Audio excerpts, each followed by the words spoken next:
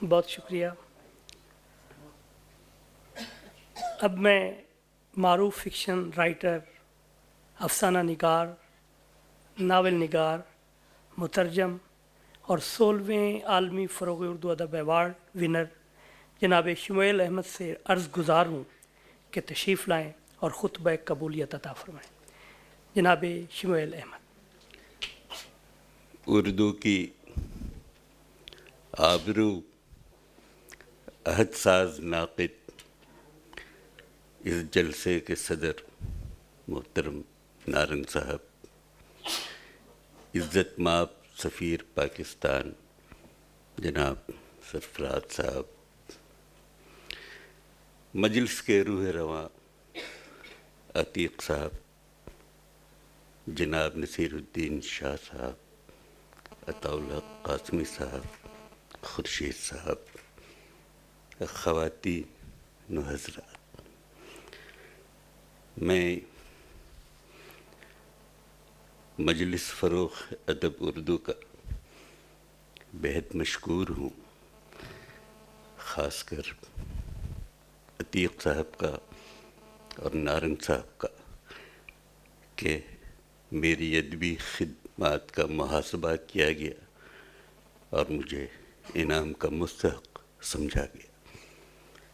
میں سمجھتا ہوں میری تحریر کا اعتراف مابعد جدیدیت کا اعتراف ہے. حضرات، میں بہت مشکور ہوں عتیق صاحب کا اور مجلس کے تمام کارکنان کا کہ اتنی خوبصورت محفل آپ نے سجائی، مجھے مدعو کیا، میری عزت افزائی کی. میں اس کا تہ دل سے شکر گزار ہوں. عتیق صاحب نے جس طرح ہند و پاک کے ادبا و شعراء اور دانشوروں کو یہاں ایک پلیٹ فارم پر جمع کیا ہے، یہ صرف فروغ اردو کی کاوش نہیں ہے، بلکہ یہ ہند و پاک کے تعلقات کو اور بہتر بنانے کی طرف بھی ایک قابل قدر قدم ہے، جس کی میں تعریف کیے بغیر نہیں رہ سکتا. اردو دلوں کو جوڑنے والی زبان ہے. یہ زبان جو بائیں طرف کو جاتی ہے، جہاں دل ہے، اس کو دل کی تلاش ہے، اس کو محبت کی تلاش ہے. میں مجلس فروغ اردو کی پیشانی پر ایک پیغام صاف پڑھ سکتا ہوں جو کندہ ہے کہ ان کا جو کام ہے وہ اہل سیاست جانے، اپنا پیغام محبت ہے جہاں تک پہنچے. تو میں فروغ اردو مجلس فروغ اردو ادب کی عظمت کا اعتراف کرتا ہوں، اور اس انعام نے مجھ میں ایک نئی تخلیقی توانائی سے مجھے سرشار کیا ہے. اب میں ایک نئی خوشی سے ہمکنار ہوا، اور اس کے لیے میں ایک بار پھر مجلس کا شکریہ ادا کرتا ہوں. حضرات، میں بہت گوشہ نشین آدمی ہوں کہ گوشے میں قفس کے مجھے آرام بہت ہے. میں کہیں محفلوں میں آتا جاتا نہیں، میں کوئی سیاسی رہنما نہیں کہ لمبی تقریر کر سکوں، نہ میں درس و تدریس سے وابستہ ہوں کہ پرمغز باتیں کر سکوں. پھر بھی اس گھڑی میں چند نکات پیش کرنا چاہوں گا. میں آپ کو یقین دلاتا ہوں کہ میں آپ کی زیادہ سما خراشی نہیں کروں گا. اکثر سوچتا ہوں کہ ہم ادب کیوں پڑھتے ہیں، لیکن یہ سوال شاید زیادہ مشکل ہے کہ ہم ادب کیوں نہیں پڑھتے، جب کہ ادب ذوق جمال کی تسکین، تجربے کی تجدید اور فرط و انبساط سے عبارت ہے۔ اگر جمالیاتی تسکین کے لیے ہم ادب کی طرف مائل ہوتے ہیں تو یہ تسکین گھاس چھلنے میں بھی ہے۔ ایک شخص اگر اس ترتیب سے گھاس کی کٹائی کرتا ہے کہ خوبصورت روش تیار ہوتی ہے تو اس میں بھی جمالیات کا پہلو نمایاں ہوتا ہے۔ گھاس کا مخملی لمس بھی فرحت بخشتا ہے۔ میں نے بہت ڈھونڈا کہ ادب پڑھنے کے میرے ذاتی اسباب کیا ہیں، لیکن کسی نتیجے پر نہیں پہنچ سکا۔ میں پیشے سے انجینئر ہوں۔ جمالیات کی تسکین مجھے اس وقت بھی ملتی ہے جب میں کوئی اسٹرکچر یا پائپ نیٹ ورک ڈیزائن کرتا ہوں۔ علم نجوم کا مطالعہ بھی مجھے سرور بخشتا ہے۔ دشت نجوم کی سیاحی میں جب برج کواکب سے گزرتا ہوں اور ستاروں سے ہم کلام ہوتا ہوں تو کائنات کے اسرار و رموز پر حیرت ہوتی ہے۔ گرچہ یہ اسرار مجھ پر نہیں کھلتے لیکن مسرت سے ہمکنار ضرور کرتے ہیں۔ انسانی زندگی پر ان کا اطلاق مجھے اور بھی حیرت میں ڈالتا ہے۔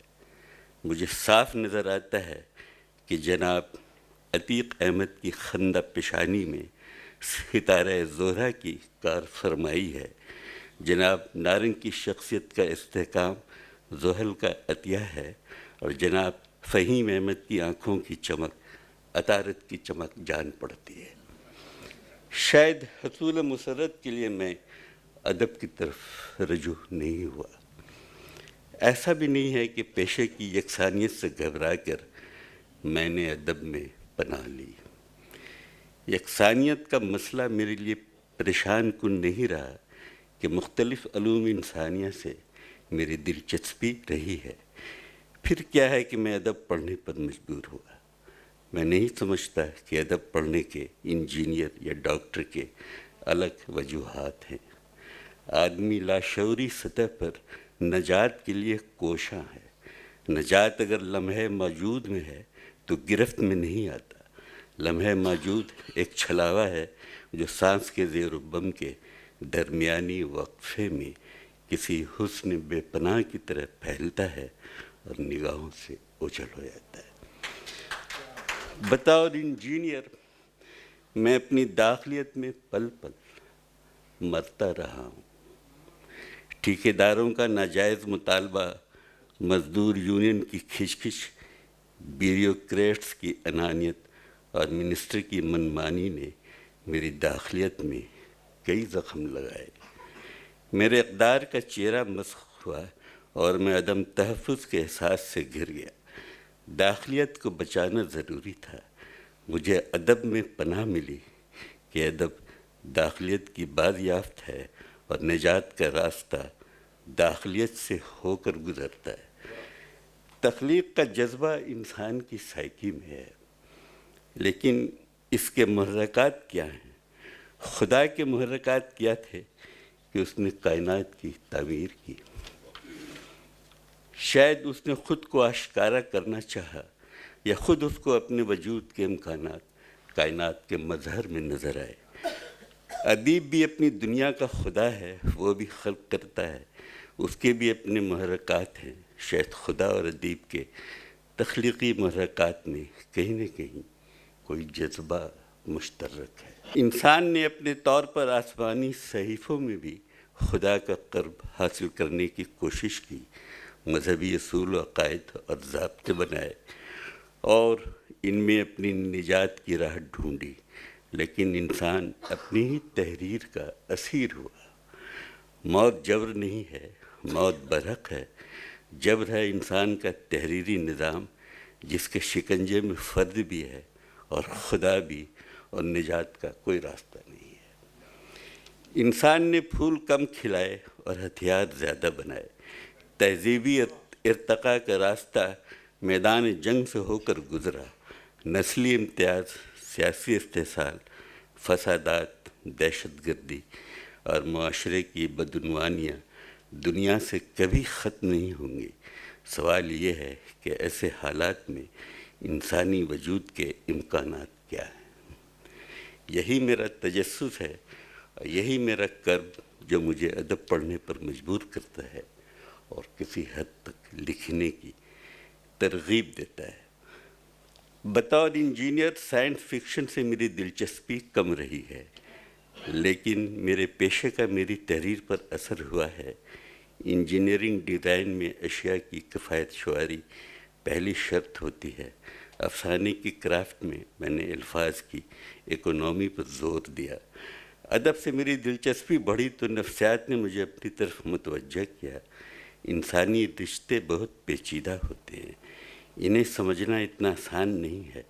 نفسیاتی ادب پڑھنے کی میں نے تھوڑی بہت کوشش کی۔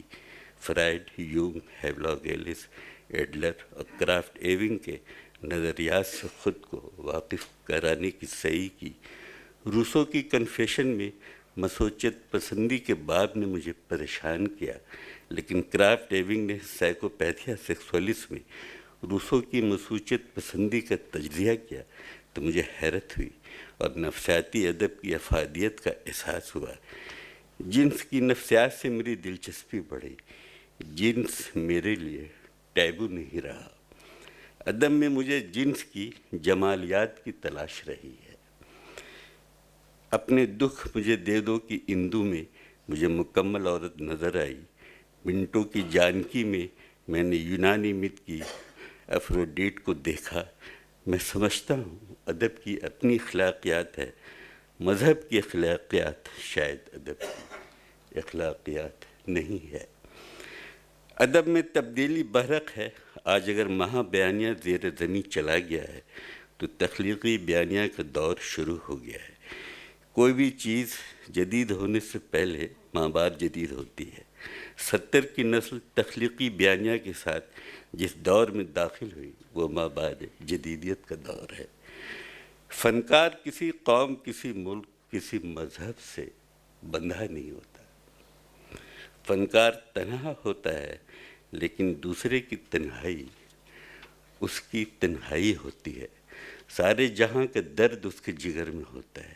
جب کرۂ ارض پر کہیں بھی بربریت اپنے وحشی پنجے نکالتی ہے، جب عراق میں بڑی طاقتیں بموں کی کارپٹ بچھاتی ہیں، فلسطین، لبنان، افغانستان، اب بر صغیر میں بے گناہوں کا قتل عام ہوتا ہے، تو وہ آنکھ جس سے آنسو کا پہلا قطرہ ٹپکتا ہے فنکار کی آنکھ ہوتی ہے، سیاستداں کی نہیں۔